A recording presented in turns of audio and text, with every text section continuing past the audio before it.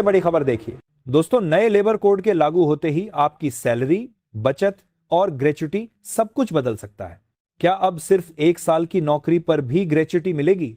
क्या आपकी salary structure से रिटायरमेंट फंड बढ़ेगा या घटेगा? आज हम बताएंगे वो सच जो हर नौकरी पेशा को अभी जानना जरूरी है। चलिए शुरू करते हैं। नए लेबर कोड को लागू करने की तैयारियों के बीच सबसे बड़ी चिंता यही है कि इसका सीधा असर नौकरी पेशा लोगों की बचत और रिटायरमेंट फंड पर किस तरह पड़ेगा। ग्रेच्युटी, जो लंबे समय तक सेवा देने वाले कर्मचारियों के लिए एक महत्वपूर्ण वित्तीय सुरक्षा है, नए प्रावधानों के बाद बदल सकती है।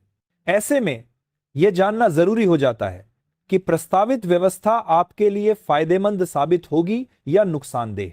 क्या 1 साल की नौकरी पर भी मिलेगी? ग्रेच्युटी नए लेबर कोड में कर्मचारियों की श्रेणियों के अनुसार कुछ राहतें प्रस्तावित हैं। इनमें सबसे बड़ी राहत फिक्स्ड टर्म यानी कॉन्ट्रैक्ट पर काम करने वाले कर्मचारियों को मिलने वाली है। अभी तक ग्रेच्युटी प्राप्त करने के लिए किसी कंपनी में कम से कम 5 वर्षों की निरंतर सेवा अनिवार्य थी, लेकिन नए प्रस्तावों के अनुसार फिक्स्ड टर्म कर्मचारियों के लिए यह सीमा घटाकर सिर्फ 1 वर्ष कर दी गई है। यानी कोई भी कॉन्ट्रैक्ट कर्मचारी यदि 1 वर्ष का कार्यकाल पूरा करता है तो वह ग्रेच्युटी पाने का पात्र होगा। वहीं नियमित स्थायी कर्मचारियों के लिए 5 साल की न्यूनतम सेवा अवधि का नियम पहले की तरह ही लागू रहेगा। कानूनी विशेषज्ञ का कहना है कि परमानेंट कर्मचारियों के लिए 5 साल का नियम जारी रहेगा, जबकि फिक्स्ड टर्म कर्मचारियों को उनकी सेवा अवधि के आधार पर प्रो राटा भुगतान मिलेगा। ग्रेच्युटी पर सबसे बड़ा असर वेज की नई परिभाषा। नए लेबर कोड का सबसे महत्वपूर्ण हिस्सा वेजेस की नई परिभाषा है। प्रस्तावित नियमों के अनुसार आपकी बेसिक सैलरी कुल सीटीसी का कम से कम 50% होनी चाहिए। यदि आपके अलाउंसेस कुल वेतन के 50% से अधिक हैं तो इस अतिरिक्त राशि को वेजेज की श्रेणी में शामिल कर दिया जाएगा।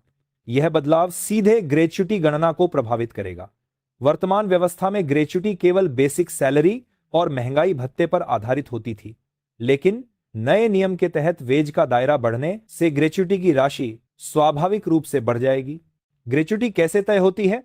सरकार द्वारा निर्धारित मानक फॉर्मूला इस प्रकार है: अंतिम basic salary plus DA into 15-26 into नौकरी के कुल वर्ष 15 इक्वल हर वर्ष के लिए 15 दिन की सैलरी 26 इक्वल औसतन 26 वर्किंग डेज 30 दिनों में से 4 रविवार हटाकर।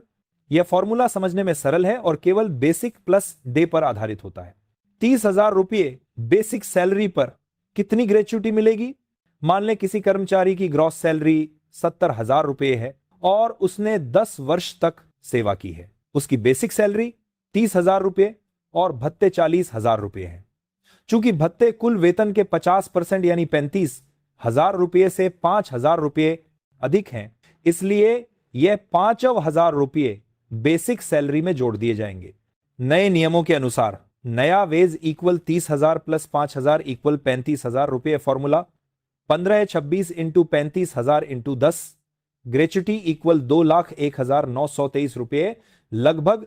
मौजूदा नियमों के अनुसार गणना के लिए बेसिक सैलरी 30,000 रुपये formula 15/26 into 30,000 into 10 gratuity equal 1,73,076 रुपये लगभग। स्पष्ट है कि नए नियमों के लागू होने पर कर्मचारी को लगभग 28,847 रुपये का अतिरिक्त लाभ मिल सकता है। क्या 5 साल पूरे किए बिना भी ग्रेच्युटी मिलेगी?